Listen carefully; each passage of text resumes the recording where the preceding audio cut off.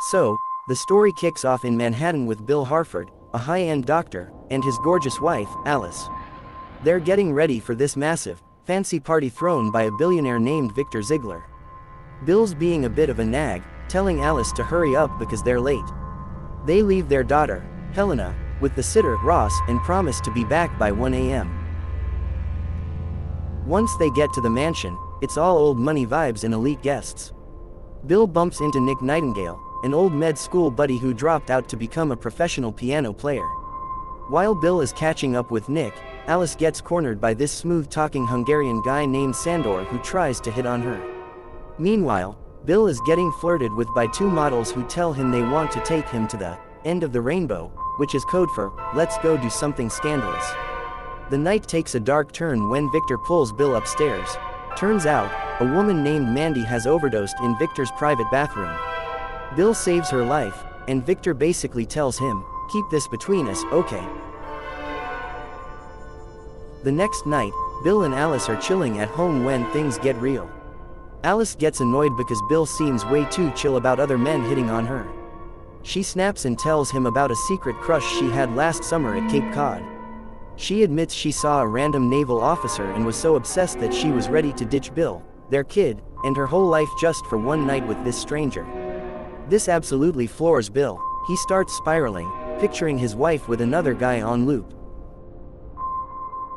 Deeply rattled, Bill gets a late-night call because a patient died. At the patient's house, the daughter, Marion, suddenly confesses her love for him and tries to kiss him. Bill bails, feeling super awkward, and starts wandering the streets of NYC. He meets a sex worker named Domino and goes back to her place.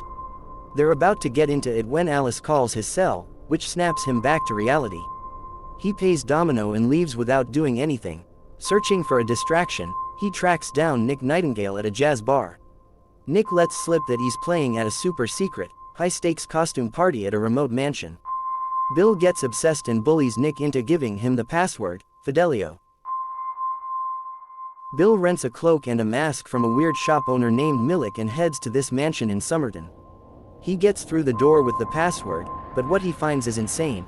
A creepy ritual led by a guy in red robes, surrounded by masked elites engaging in a massive, anonymous orgy. Bill stands out like a sore thumb. A masked woman warns him to run, but he's too slow.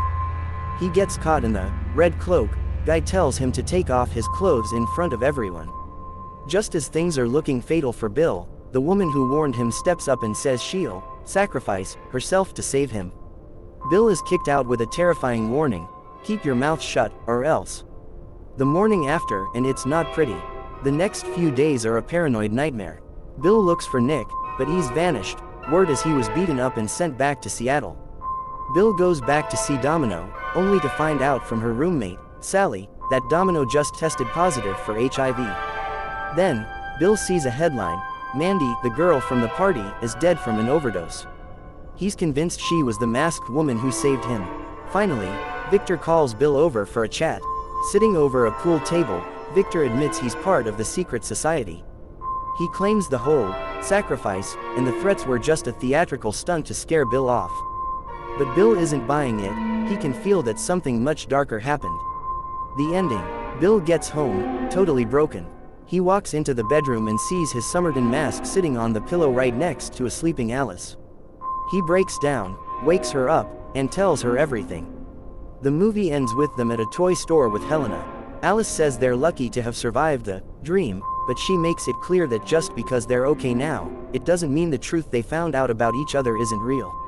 Her final advice: they should probably go home and, well, reconnect immediately.